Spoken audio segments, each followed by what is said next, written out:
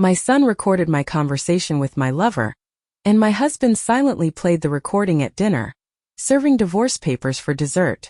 The silence that followed the click of the stop button was heavier than the oak table we sat around. It was not a peaceful silence. It was a vacuum sucking the air out of the room, leaving me gasping like a fish thrown onto the dock. The device sat in the center of the table, a small black rectangle that had just detonated my life. Next to it, a thick manila envelope rested near the untouched roast chicken. I looked at Victor. My husband of 17 years did not look angry. He did not look sad. He looked like he was watching a weather report for a storm that was hitting someone else's house. He picked up his wine glass, swirled the deep red liquid, and took a measured sip. Then, his gaze shifted to our 15-year-old son, Alex. Alex would not look at me. He stared at his plate, pushing a green bean around with his fork, his jaw set so tight I thought his teeth might crack. The shame radiating off him was palpable, a heat wave hitting me from across the table. Victor. I started, my voice trembling, a pathetic sound that seemed to belong to a stranger. I can explain. That was not what it sounded like. Really? Victor asked, his voice smooth, devoid of any jagged edges. Because it sounded like you planning a girls' trip with Sarah that was actually a weekend at a boutique hotel with a man named Mark. It sounded like you laughing about how gullible I am. It sounded like you calling our marriage a suffocating cage, and me a walking wallet. He tapped the play button again. My own voice, tinny and distorted but unmistakably mine, filled the dining room again. God, Sarah, you should see him. He thinks I am going to a pottery workshop. Can you believe it? Mark booked the suite. Champagne jacuzzi, the works. I just need to feel alive again, you know? Victor is just his furniture. Useful but boring. Victor stopped the recording. Furniture, he repeated. Useful. Stop it. I shrieked, the panic finally finding a way out of my throat. Alex, go to your room. This is between your father and me. Alex looked up then. His eyes, usually so full of warmth and teenage mischief, were dead. Cold.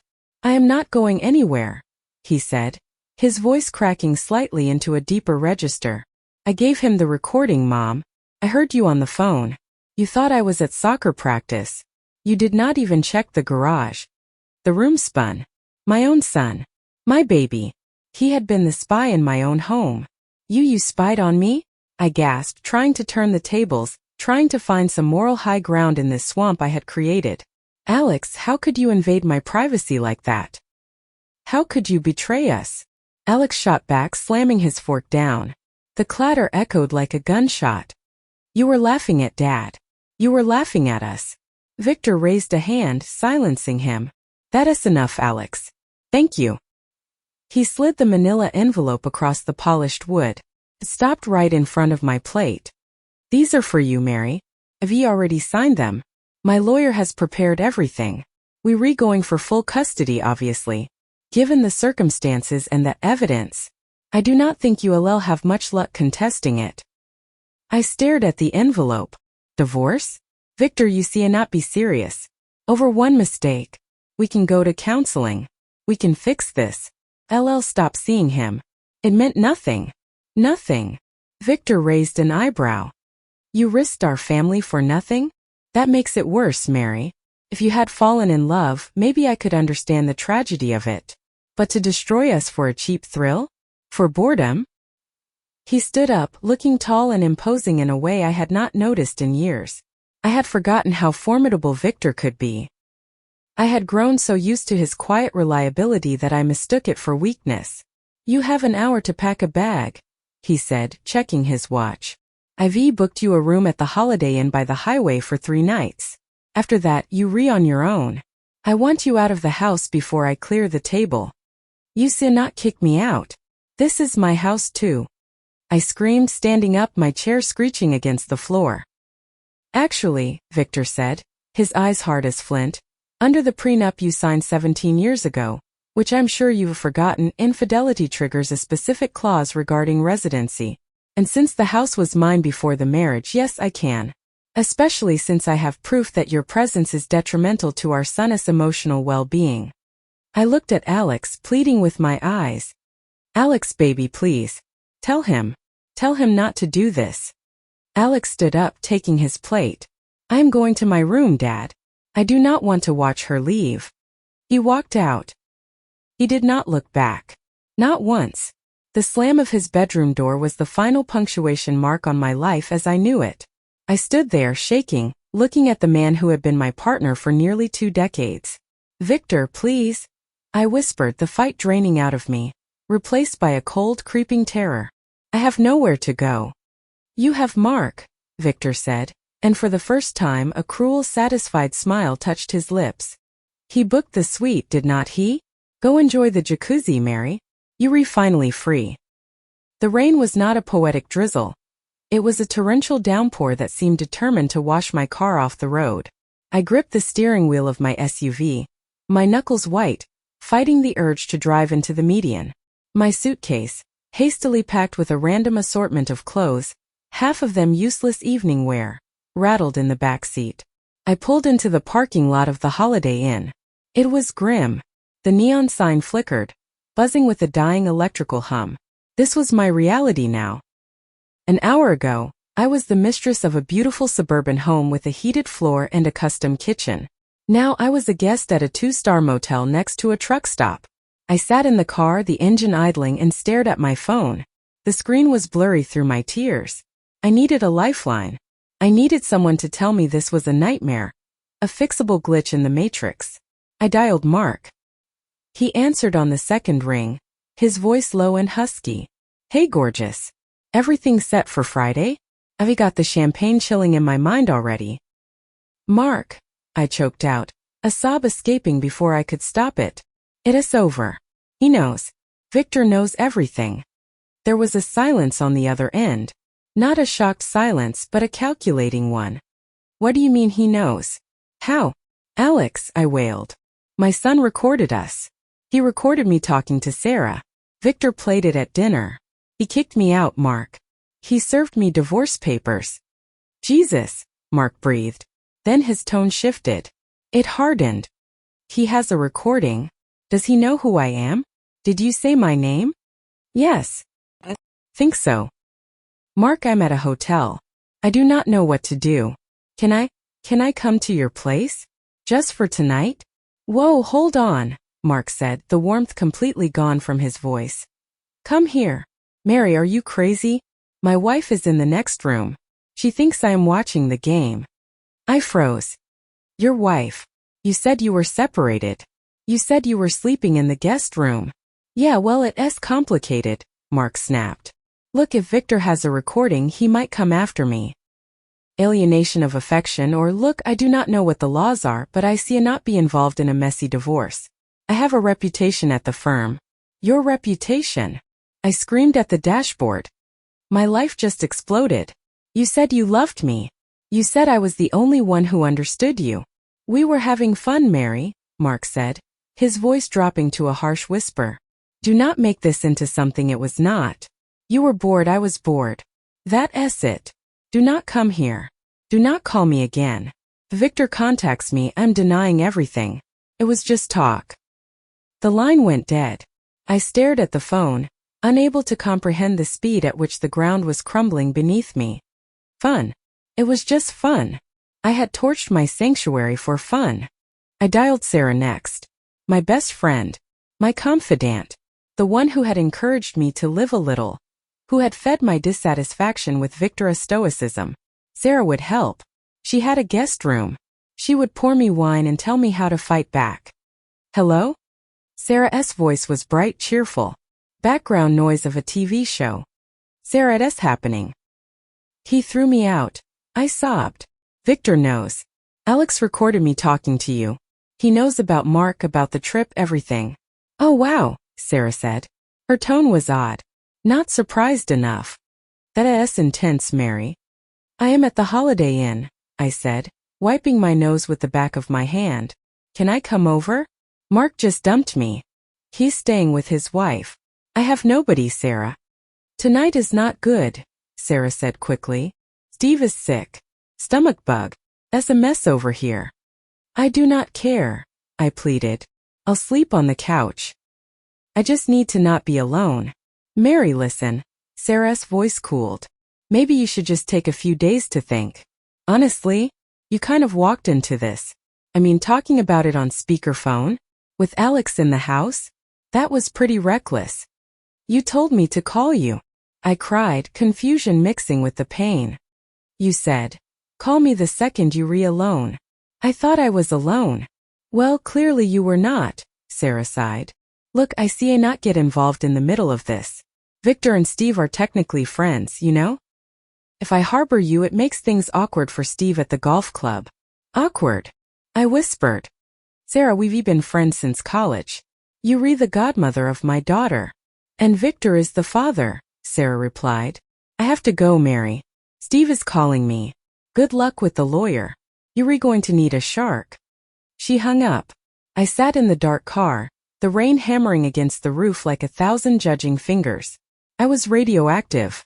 In the span of 2 hours, I had gone from a respected wife and mother to a pariah. I checked into the room. It smelled of stale cigarette smoke and industrial cleaner. I sat on the edge of the bed, the polyester duvet scratching my legs. I opened my banking app. Access denied. Please contact the account holder. My heart stopped. The joint account. Victor had moved fast. He must have flagged it for suspicious activity or frozen it pending the legal filing. I switched to my personal savings account, the rainy day fund I kept from my part-time job as an interior decorator. For $1,000. That was it. That was the sum total of my independence. I scrolled through my contacts, looking for Alex's number. I needed to talk to him. I needed to explain that adults make mistakes, that it did not mean I did not love him. I typed out a text. Alex, please. I love you so much. I made a terrible mistake. Please let me explain. Do not shut me out. I hit send. Message not delivered. He had blocked me. I tried calling. Straight to voicemail. I tried calling the house landline. Victor picked up. Mary, he said. Stop calling the boy. He's upset. You're remaking it worse. I need to speak to him. I screamed. He is my son. He is a young man who just learned his mother thinks his father is a boring wallet and his family is a cage, Victor said calmly. He asked me to block you on his phone. I respected his wish. Do not come to the school. Do not come to the house. If you do, I will get a restraining order. And with the evidence I have, I'll get it granted by lunch tomorrow. Victor, how can you be so cruel? I wept. I am the mother of your children. And I am the furniture, Victor replied. I'm just rearranging the room, Mary, and you do not fit anymore. He hung up. I lay back on the bed, staring at the water-stained ceiling. The silence of the hotel room was different from the silence at home. It was not a vacuum, it was a weight. It pressed down on my chest, crushing the air out of my lungs. I had made a choice. I had chosen excitement. I had chosen fantasy. And now the reality was crashing down on me with the force of a collapsing building. The lawyer's office was too bright, too white, and smelled of expensive espresso.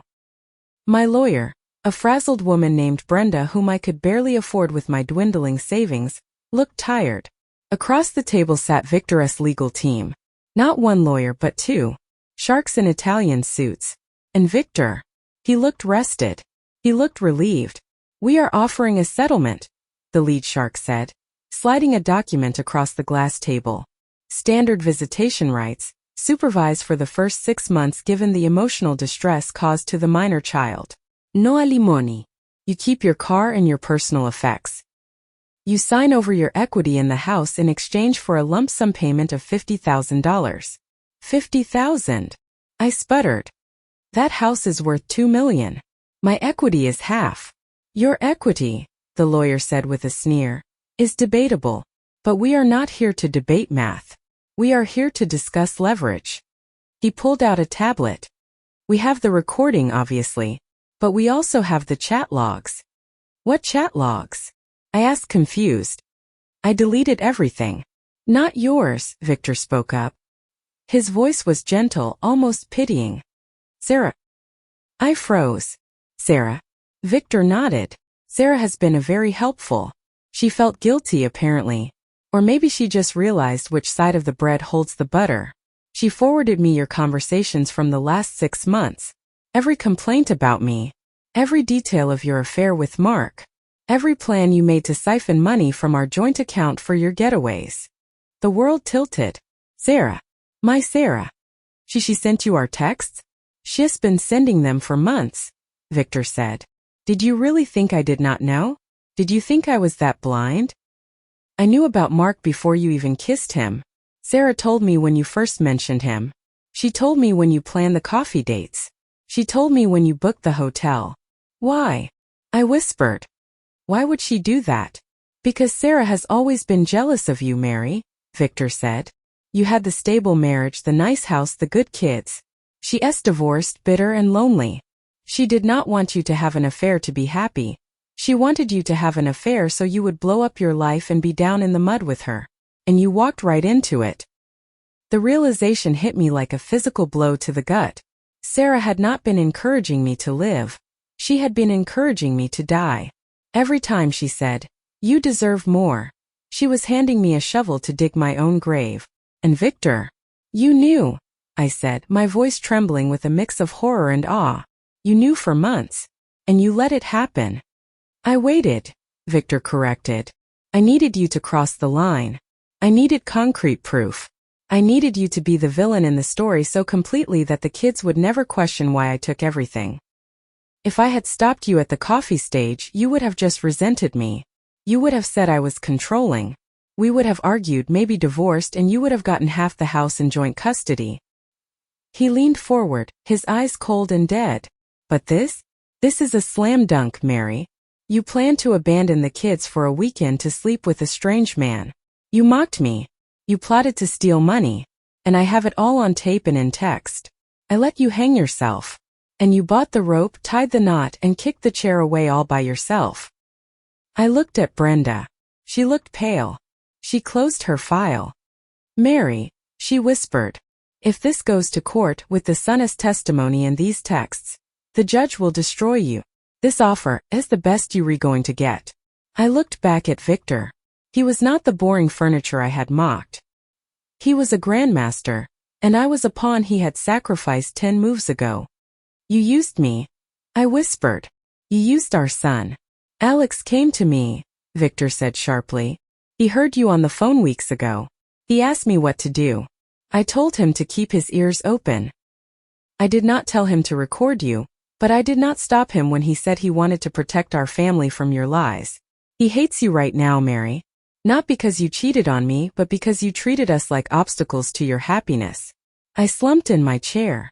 The trap had not just sprung. It had been built around me brick by brick for months. While I was daydreaming about champagne and freedom, my husband and best friend were orchestrating my annihilation. Sign the papers, Victor said. Take the 50 grand. Start over somewhere else. Because here, in this town, you redone. The apartment was a studio 3 floors up in a building that smelled of boiled cabbage and despair. It was 6 months later. The $50,000 was sitting in a savings account I was too terrified to touch, knowing it was the only buffer between me and the street. I worked shifts at a bakery now, waking up at 4 o'clock a.m. to knead dough, my hands raw and flour dusted, so different from the manicured hands that used to arrange flowers in my foyer. I stood at the window looking out at the gray city street. It was raining again. It always seemed to be raining in this new life. I had signed the papers. I had no choice. I had walked away with nothing but my clothes and a check that felt like blood money. I had not seen Alex or my daughter Lily in months. They did not answer my letters. The supervised visitation Victor had offered? I had not taken it. I could not bear the shame of having a social worker watch me try to talk to my own children, to see the judgment in their eyes. I told myself I was giving them space, but really I was hiding. I saw a car pull up across the street. A sleek black sedan. Victor's car. I shrank back behind the curtain, my heart hammering. What was he doing here? Then I saw them. Victor got out of the driver's side. He opened the back door. Alex stepped out, taller than I remembered, wearing a varsity jacket I had never seen. Then Lily, my sweet 12-year-old, hopped out, laughing at something her father said. And then the passenger door opened. Sarah stepped out. My best friend. the woman who had fed me the poison. She was wearing my coat. Not literally, but one just like the trench coat I had left behind in the closet. She walked over to Victor and brushed a piece of lint off his shoulder. A gesture of familiarity, of intimacy. Alex said something to her, and she laughed, tossing her hair. Lily grabbed Sarah's hand as they walked toward the restaurant across the street. A nice Italian place I used to take them to. The epiphany did not hit me like a lightning bolt. It hit me like the dull, crushing weight of a collapsing mine. There was no plot by Sarah to destroy me just for chaos. She did not want me in the mud. She wanted my life. She wanted my husband. She wanted my house. She wanted my kids. And she had it. All of it. I watched them through the dirty glass. They looked happy. Complete. Victor looked relaxed, smiling at Sarah in a way he had not smiled at me in years. Alex did not look burdened by the trauma of his parents' divorce. He looked like a kid going to get pizza with his family. I realized then, with a clarity that froze my blood, that I was not the victim of a grand conspiracy. I was the victim of my own blindness. I had been so busy looking for excitement outside my life that I had not noticed the rot inside it, nor the vultures circling, waiting for me to stumble. Victor knew. Sarah knew. They had probably been waiting for me to slip up for years. And I had handed them the gun, loaded it, and pointed it at my own head. I watched them enter the restaurant. The warm yellow light spilled out onto the wet pavement. A world of warmth and family that was forever closed to me. I looked around my studio. A single bed. A hot plate. A stack of unpaid bills. I had wanted freedom. I had wanted passion. I had wanted to escape the boring routine of being a wife and mother. "Well, Mary," I whispered to the empty, silent room, my voice hollow. "You got exactly what you wanted." I turned away from the window, pulling the curtain shut on the life I had thrown away, and sat down on the floor. The silence was not heavy anymore. It was absolute. It was the silence of a grave I had dug with my own 2 hands, thinking I was digging for gold. There was no going back. Trust is not renewable. Once you shatter a plate, you can glue it back together, but it will never hold water again. And my family? They were not broken. They had just replaced the broken piece. They had replaced me.